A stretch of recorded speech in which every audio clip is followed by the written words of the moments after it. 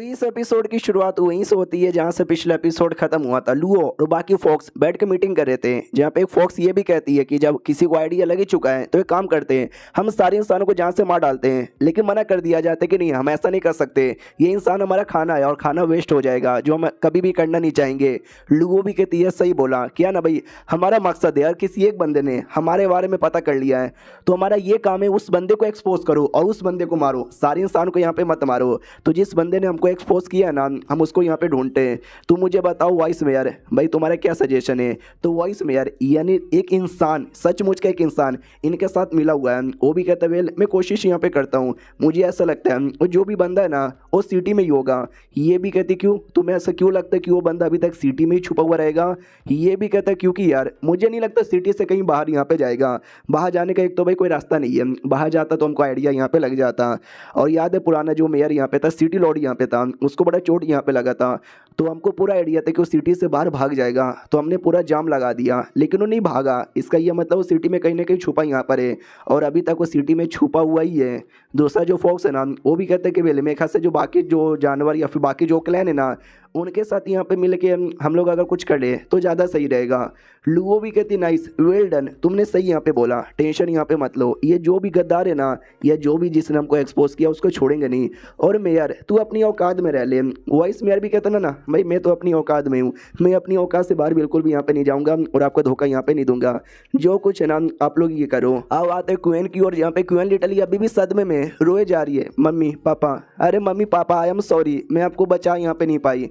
तो सामने से शीशी भी कहती है अरे यार ऑफ कोर्स किसको भी बुरा यहाँ पे लगेगा। हमारा मेन कट्टा भी कहता हाँ तो मुझे ऐसा काहे को बोले जा रही हो। और जोर जोर से चिल्लाती है और कहती इसमें मेरी गलती है, अगर मैं और भी ज़्यादा स्ट्रॉन्ग बनती, अच्छे से टेक्निक सीख पाती तो अपने मम्मी पापा को कब कब बचा पाती है, ऐसा कभी हो ही नहीं पाता। अरे सब मेरी गलती है, मेरे चक्कर में यहाँ पे मरे। हमारा मेन कटर पास में आता है, गले लगाता है और कहता है तेरी कोई गलती नहीं है, तेरी कोई भी गलती नहीं है। मैं तुझे बताऊं क्या, मेरी भी एक दोस्त यहाँ पे थी, बचपन की बहुत ही अच्छी दोस्त थी जिसको मैं बहुत ज़्यादा लाइक करता था।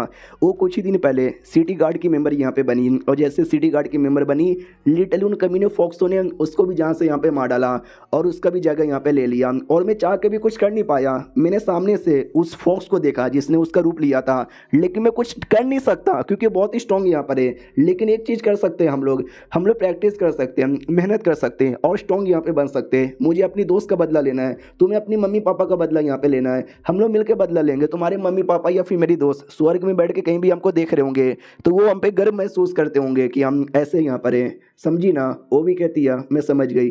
फिर हमारा मेकटा खून की उल्टी कर देता है और बेहोश हो जाता है। ये लोग कहता है अरे यार तू बेहोश हो गया, जल्दी से होश में आ। तो कुछ समय बाद होश में आता है। ये लोग कहते हैं थैंक गॉड तू सही सलामत है। हमारा मेकटा भी कहता बाप रे क्या हो गया था मुझे। ये लोग कहते कुछ नहीं, लड़ाई करते करते तुझे चोट यहाँ पे लगा था, टेंशन यहाँ पे ना लो, हमने ठान लिया है, हम स्ट्रॉन्ग यहाँ पे बनेंगे, स्ट्रॉन्ग लेंगे और एक दिन देखना सारे के सारे फोक्स को हराएंगे।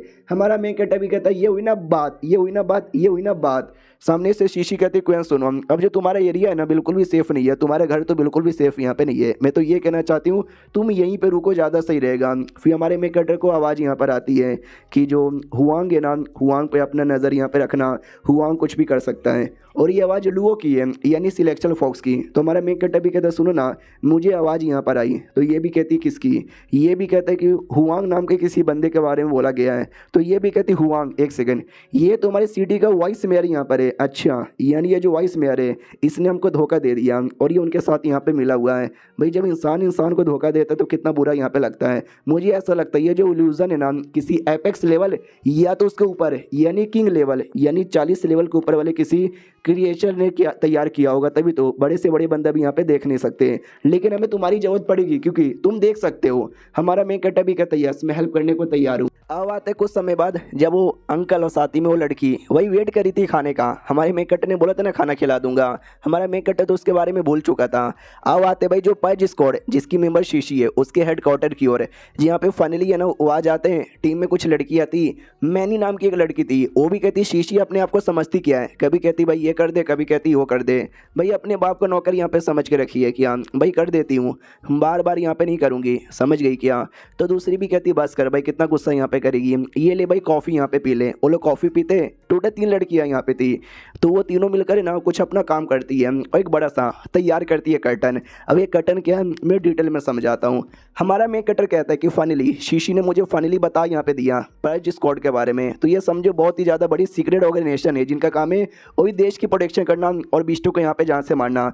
बड़े कमाल कमाल के लोग इनके टीम के अंदर है। उन्हीं टीम में से ना एक छोटे सी इनकी टीम है जिस टीम की लीडर है ना मैनी यहाँ पर है, वही लड़की जो कि बहुत ज़्यादा इरिटेट हो चुकी थी। इसकी एबिलिटी है पॉकेट डायमेंशन जिसको बोला जाता है, जिसके द्वारा एक छोटा सा ना वर्ल्ड यहाँ पे तैयार कर सकती है। सेकंड जो लड़की है शाओ जी जिसका नाम है, सोलर चार्ज इसकी एबिलिटी है, जो धूप से किरण लेकर चीज़ें चार्ज करती है। एग्जैक्टली हाँ समझ गए तुमने, सही समझा, बिल्कुल पावर बैंक जैसी है। फिर तीसरी लड़की है चेन लुओ वाई जिसका नाम है, शेडो डिस्टोरेशन इसका नाम यहाँ पर है, जो कि शेडो द्वारा चीज़ें ना रेंडर कर सकती है, उसको विजिबल कर सकती है या फिर इनविजिबल कर सकती है। ये तीनों लोग मिलाकर एक एबिलिटी तैयार करते हैं जिसको कर्टन बोला जाता है। ये कर्टन ऐसी एबिलिटी है जैसे समझो एक अपना इंडिविजुअल वर्ल्ड यहाँ पे तैयार हो जाएगा जहाँ पर तुम किंग लेवल के किसी भी बीस्ट को अंदर बुला के उनको ख़त्म कर सकते हो। अंदर अंदर बहुत कुछ होगा लेकिन बाहर किसी को भी आइडिया लगेगा नहीं। एक टाइप का इल्यूजन जो फॉक्स लोग भी इल्यूजन यूज़ करते हैं, तो क्यों ना उनको मारने के लिए हम भी इल्यूजन यूज़ करें। अब आते भाई दो लोगों की ओर, दो लड़कियों की ओर जो रियलिटी में फॉक्स यहाँ पे थी, तो उनके दिमाग में तो भाई भूख लगा हुआ है, चलो यार हम किसी को खा लेते हैं।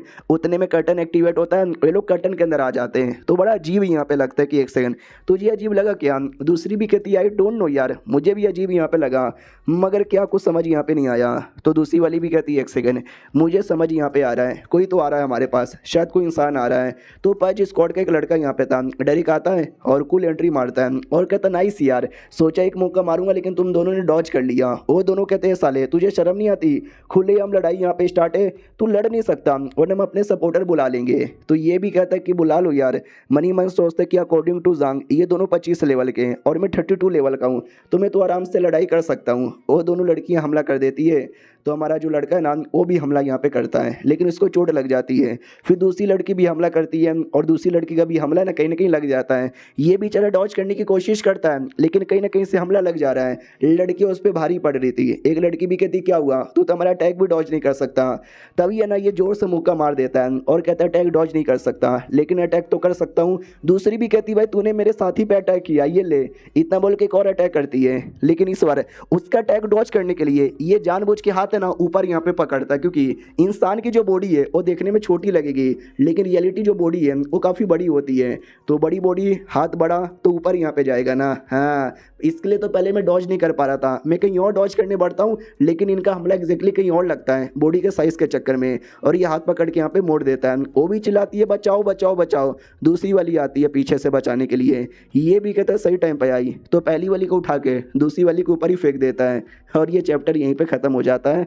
देखते हैं भाई क्या होता है, हमारा मेन कैरेक्टर इन लोग के साथ मिलके क्या क्या करता है, बदला ले पाता है या फिर नहीं ले पाता। हम मिलते हैं किसी और वीडियो में, जब तक के लिए बाय बाय।